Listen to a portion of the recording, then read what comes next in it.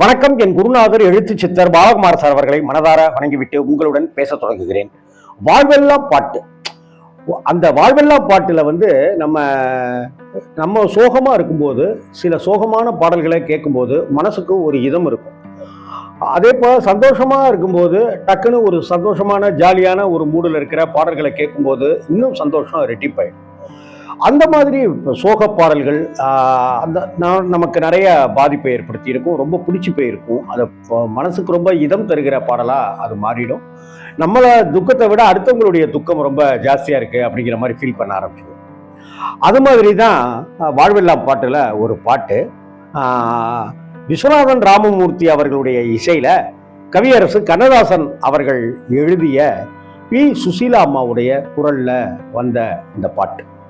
B. Susheela அம்மாவுடைய குரல் அன்னைக்கு இருக்கிற எல்லா நடிகைகளுக்கும் பார்த்தீங்கன்னாக்கா அதற்கு என்ன ஒரு மேஜிக் பண்ணியிருப்பாங்களோ நம்மளால அதை கண்டே பிடிக்க முடியாதுங்க. இப்போ டிஎம்எஸ் சார் எம்ஜிஆருக்கு ஒரு விதமாக பாடுவார், சிவாஜிக்கு ஒரு விதமாக பாடுவார் அப்படின்ட்டுலாம் இருக்கு இல்லையா, ஜெய்சங்கருக்கு ஒரு விதமாக பாடுவாருலாம் இருக்கு இல்லையா, எஸ்பிபி அவர்கள் ரஜினிக்கு கமலுக்கு அப்படின்ட்டுலாம் ஒவ்வொரு விதமாக பாடுவாருன்னு இருக்கு இல்லையா, அதுபோல் பி. சுசீலா அம்மா என்ன மேஜிக் பண்ணுவாங்கன்னே தெரியாது. அந்த பாட்டை நாம் கேட்கும்போதே அந்த பாட்டுக்கு உரிய நடிகை நம்ம மனசுல அப்படியே பச்சைக்குன்னு ஒட்டிக்குவாங்க. அப்படி கண்ணதாசன் எழுதி விஸ்வநாதன் ராமமூர்த்தி அவர்கள் இசையமைத்த சுசீலா அம்மா அவர்கள் பாடிய இந்த பாடலை கேட்கும் போதெல்லாம் சரோஜா தேவி அப்படிங்கிற அந்த அற்புதமான முகம் கொண்ட அந்த அழகான நடிகை நம்ம மனசுக்கு அப்படியே பச்சைக்குன்னு ஒட்டிட்டு நிற்பாங்க. நம்ம கண்ணுக்கு முன்னாடி அவர்களுடைய அந்த பாந்தமான வசீகரமான முகம் இருக்கும். அந்த படம் தான் பாலும் பழமும் அப்படிங்கிற திரைப்படம். பாலும் பழமும் அப்படிங்கிற திரைப்படம் எல்லா பாடல்களுமே மிகப்பெரிய வெற்றி. நான் பேச நினைப்பதெல்லாம் அது ஒரு மாதிரி இருக்கும். என்னை யார் என்று அப்படிங்கிறது அந்த பாட்டு ஒரு விதமா இருக்கும். போனால் போகட்டும் போனாங்கிறது அது ஒரு விதமா இருக்கும்னு அந்த படத்துல வரக்கூடிய எல்லா பாடல்களும் மிகப்பெரிய வெற்றியை தந்துச்சு.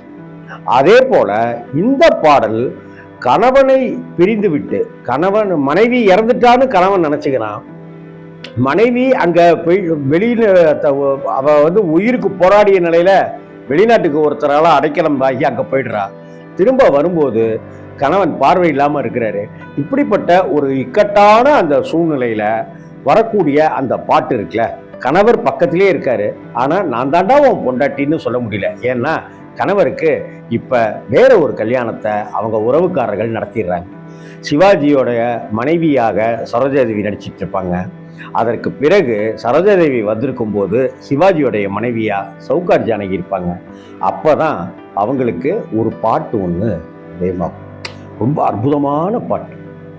நான் பாட்டு புஸ்தகங்கள் வாங்கி பாடிக்கொண்டிருந்த காலகட்டங்களில் இந்த பாட்டுக்காக பல முறை நான் என் நண்பர்களோடு உட்காந்து இந்த பாட்டெல்லாம் பாடிட்டு இருக்கோம். முந்திரித்தோப்பில், திருச்சி பொன்மலையில் முந்திரித்தோப்பு.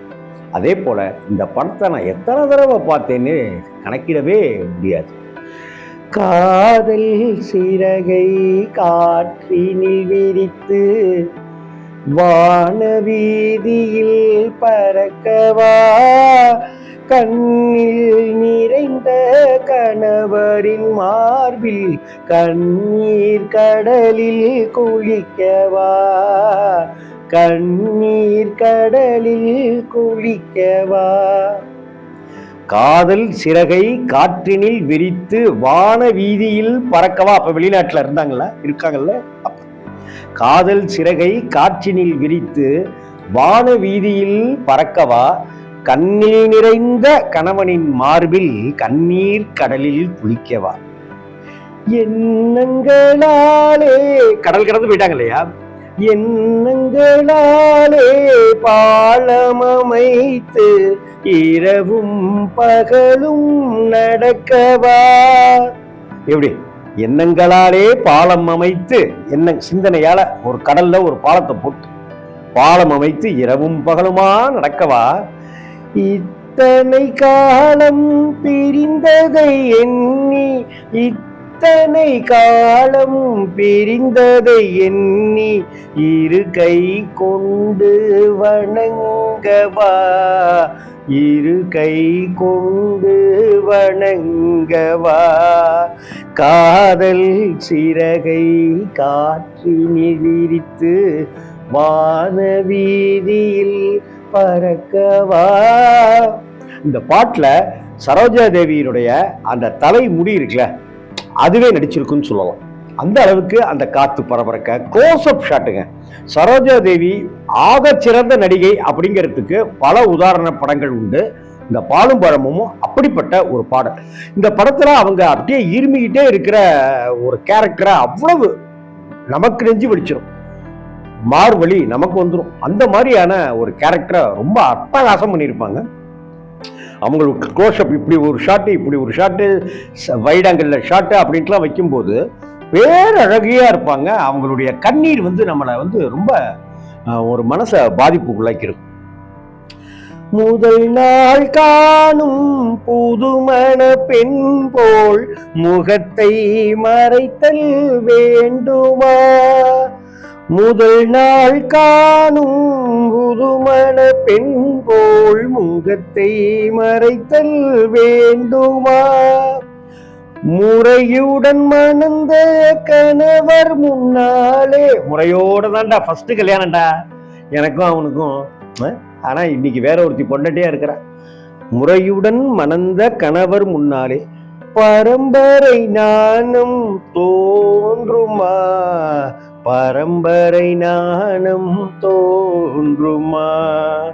எப்படி முதல் நாள் காணும் புதுமண பெண் போல் முகத்தை மறைக்கணுமா, முறையுடன் மணந்த கணவர் முன்னாடி அப்படி வெக்கப்பட்டு பரம்பரை நாணமாக இருக்கணுமா. என்ன செய்யணும், நான் தவியா தவிக்கிறேன் அப்படின்னு அந்த கண்ணதாசனுடைய வரிகள் அந்த கதாபாத்திரத்தை அப்படியே இந்த வரிகளில் கொண்டு வந்திருக்கார் கண்ணதாசன் ஐயா. பிரிந்தவர் மீண்டும் சேர்ந்திடும் போது அழுதாள் கொஞ்சம் நிம்மதி. என்ன அற்புதமான வரிகள் பாருங்க. பிரிந்தவர் மீண்டும் சேர்ந்திடும் போது பேசவும் தோன்றிடுமோ அப்படின்னு இருக்குல்ல ஒரு வார்த்தை. பிரிஞ்சவங்க சேர்ந்துட்டாக்க பேசவும் தோன்றிடுமோ அப்படின்னு.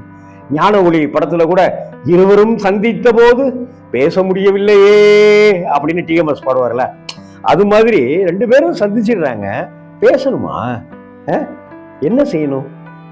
கண்ணதாசன் சொல்றாரு, பிரிந்தவர் மீண்டும் சேர்ந்திடும் போது அழுதாள் கொஞ்சம் நிம்மதி, பேச மறந்து சிலையாயிருந்தால், பேச மறந்து சிலையாயிருந்தால் அதுதான் தெய்வத்தின் சந்நிதி, அதுதான் காதல் சந்நிதி. காதல் வேற, தெய்வம் வேற, வாழ்க்கை வேற கிடையாது. அதுதான் தெய்வத்தின் சந்நிதி, அதுதான் காதல் சந்நிதி. காதல் சிறகை காற்றினில் விரித்து வானவீதியில் பறக்கவா, கண்ணில் நிறைந்த கணவரின் மார்பில் கண்ணீர் கடலில் குளிக்கவா.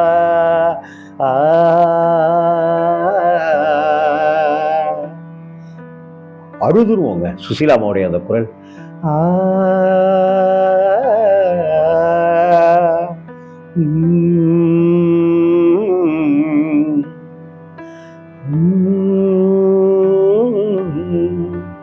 நான் 8ஆவதோ என்னமோ படிச்சுட்டு இருக்கும்போது இந்த படம் 1961 நான் பிறக்கவே இல்லை, 68 தான் நான் பிறந்தேன்.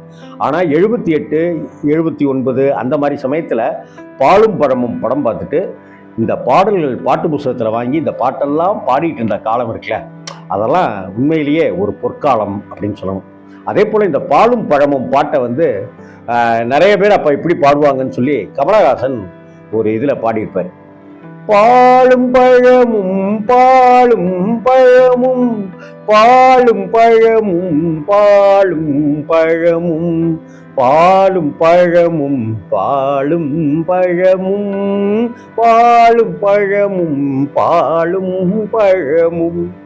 இந்த ஒரு அந்த டைட்டிலை வச்சுக்கிட்டு இப்படியெல்லாம் பாடி நாங்கெல்லாம் ஜாலியாக இருந்தோம் அப்படின்னு கமலஹாசன் சொல்லுவார். அன்னைக்கு தேதியில் நிறைய பேர் அப்படி இருந்ததாக என்னுடைய அக்காக்கள், சித்திகள், அத்தைகள்லாம் அப்படிலாம் சொன்னாங்க. பக்கத்து வீட்டுக்காரங்களாம் சொல்லுவாங்க. நாங்களும் இந்த பாட்டை அப்படிலாம் பாடுவோம். நீங்களும் இந்த பாலும் பழமும் பழமும் பாலும் பாலும் பழமும் பழமும் பாலும் பாலும் பழமும் பாலும் பழமும் பாலும் பழம் அப்படின்னு பாடி பாருங்க. உண்மையிலேயே ஒரு பால் சாப்பிட்ட, ஒரு பழம் சாப்பிட்ட, ஒரு காதல் சிறகு நம்ம மனசுக்குள்ளார இருந்து ஒரு சிறகு அப்படி ஒரு புதிய வானத்தை நோக்கி பறக்கிற உணர்வு இந்த பாட்டு தரும். அதுதான் விஸ்வநாதன் ராமமூர்த்தி அவர்களுடைய ஸ்பெஷல். அதுதான் கவிஞர் கண்ணதாசன் அவர்களுடைய வரிகளுக்கு உண்டான பலம், வசீகரம். சுசீலா அம்மாவுடைய குரலுக்கு உண்டான அந்த ஈர்ப்பு சக்தி.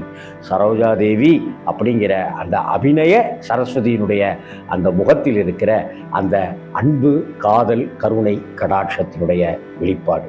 வணக்கம்.